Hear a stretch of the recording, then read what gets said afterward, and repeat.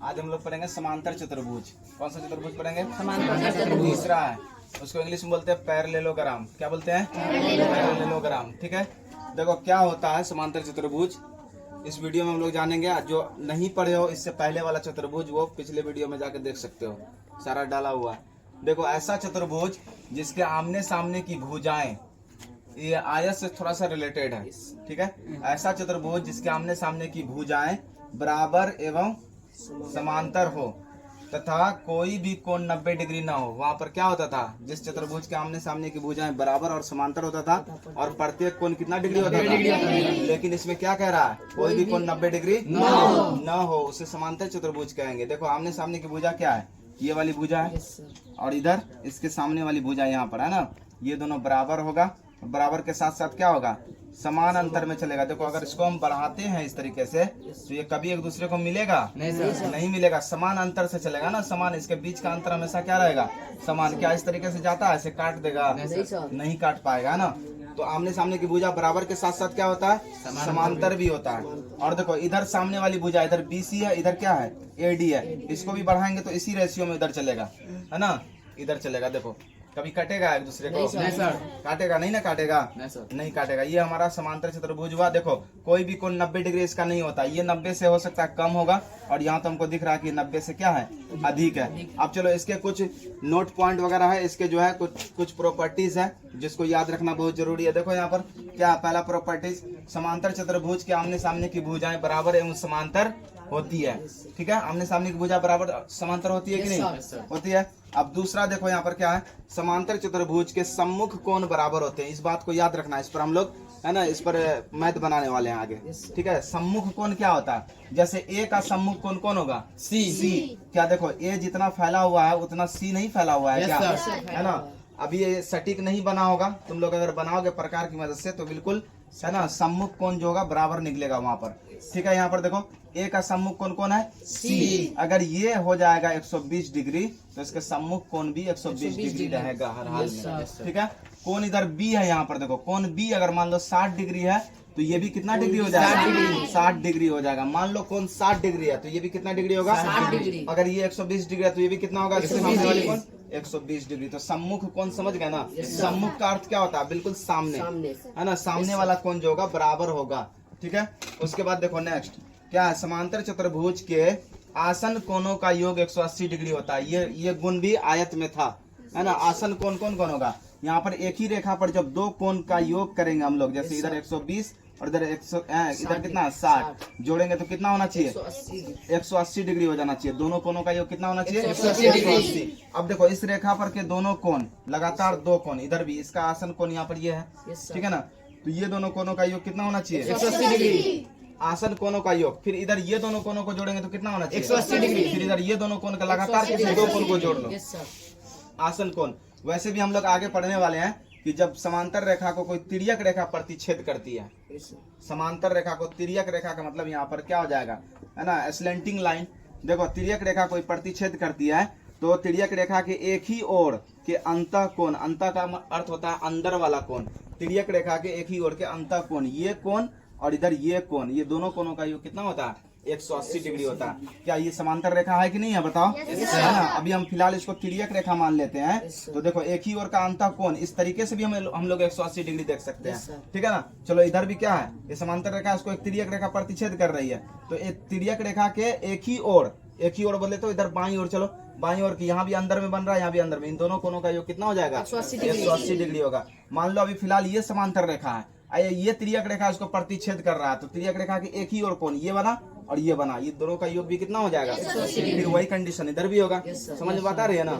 एक ही ओर। ये सारा कंडीशन जो हमको वहाँ हिसाब बनाने लगेंगे तो वहां पर हमको हेल्पफुल होगा, है ना, मददगार होगा वहां पर। चलो उसके बाद क्या? समांतर चतुर्भुज के विकर्ण एक दूसरे को समद्विभाजित करता है। समद्विभाजित का मतलब यहाँ पर क्या होगा? दो बराबर भागों में बांटता है। पिछले क्लास में हम लोग देखे थे समद्विभाजित क्या होता है? दो, जैसे विकर्ण खींचे, देखो यहाँ पर विकर्ण, फिर यहाँ पर विकर्ण खींचेंगे तो एक दूसरे को दो बराबर भागों में बांटेगा। इधर की लंबाई जितना होगा इतना इधर की होगा, है ना। ये वाली विकर्ण जो है BD जो है AC को दो बराबर भागों में बांटा है। चलो अब देखो BD विकर्ण है, BD B से D हमारा एक विकर्ण है।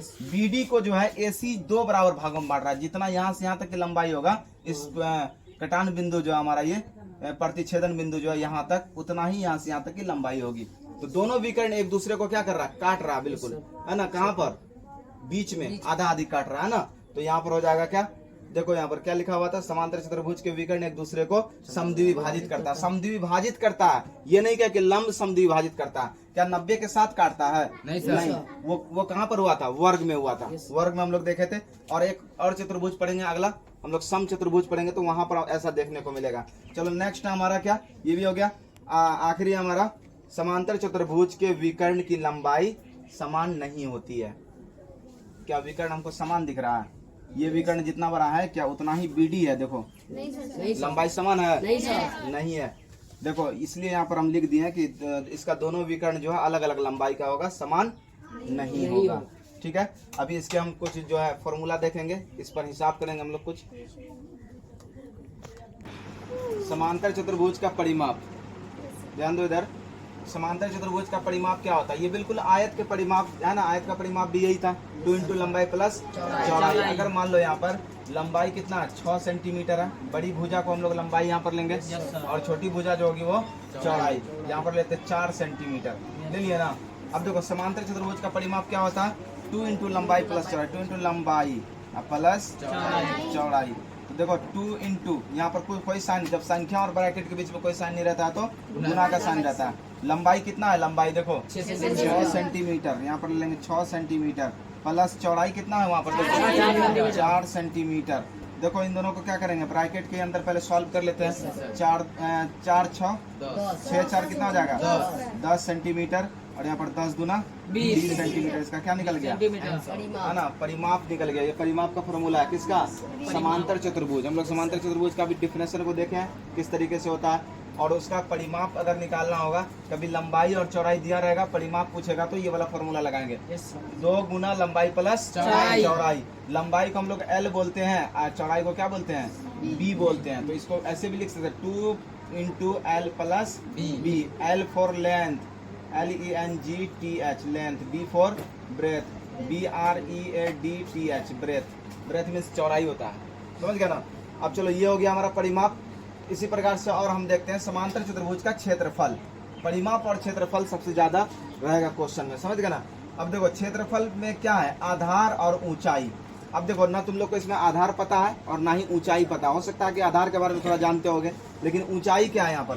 देखो सबसे पहले हम आधार की बात करते हैं। नीचे वाली भुजा जो होता है आधार, हम लोग समकोण त्रिभुज में पढ़े थे, समकोण त्रिभुज में पढ़े थे ना। ऐसा त्रिभुज बनाए थे और ये नीचे वाली जो भुजा थी हमारी, है ना, कौन, वो था हमारा आधार। क्या था, आधार। तो आधार नीचे वाली भुजा होगी, यहाँ पर आधार हो गया। मान लो आधार कितना, ये 6 है सम्मुख भुजा, तो ये भी कितना होगा 6 सेंटीमीटर ही होगा, होगा कि नहीं होगा। अब देखो इसमें ऊंचाई नहीं है। ऊंचाई जो होता है ना, ऊपर वाला शीर्ष से आधार पर डाला गया लंब जो होता है वही क्या होता है, उसका ऊंचाई होता है, समझ गए ना। यहाँ से सीधा एक रेखाखंड खींचेंगे आधार वाली भुजा पर, है ना, यहाँ पर 90 के साथ बोले तो 90 डिग्री का कोण बनाते हुए, तब ये इसका सही ऊंचाई होगा। अब ऐसा नहीं कि ये समांतर चतुर्भुज है, इधर देखो ये समांतर चतुर्भुज है और यहाँ पर खींचना था यहाँ पर और खींच दिए यहाँ पर, क्या ये ऊंचाई होगा इसका, ऊंचाई नहीं होगा। ये तो तिरछा हो गया ना, तिरछी रेखा हो गई ना।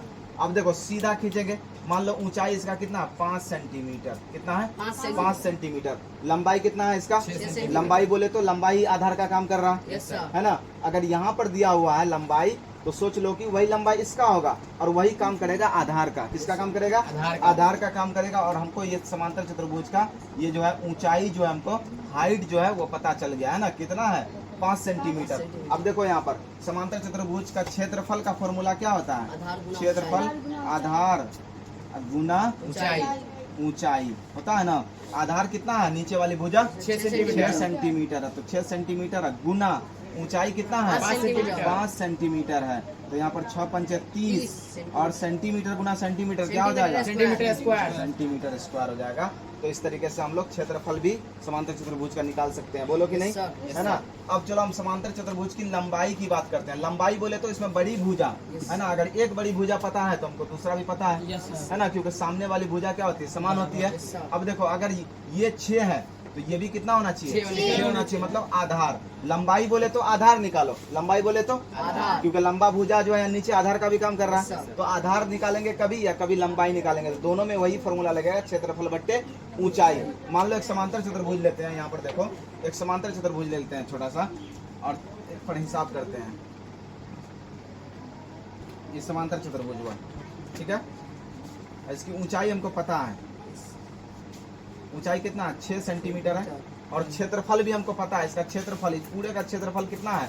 मान लो यहाँ पर 36 सेंटीमीटर का स्क्वायर, ये क्षेत्रफल हुआ। ये कितना हुआ? क्षेत्रफल। ये क्या हुआ? क्षेत्रफल हुआ 36 सेंटीमीटर स्क्वायर। और हमको सिर्फ पता है इसका ऊंचाई, हमको निकालना क्या है? इसका आधार निकालना है, या तो बोलो लंबाई निकालना है, है ना। देखो फॉर्मूला क्या होता है समांतर चतुर्भुज की? लंबाई या आधार का फॉर्मूला क्या हो जाएगा? बोलो, क्षेत्रफल बट्टे ऊंचाई।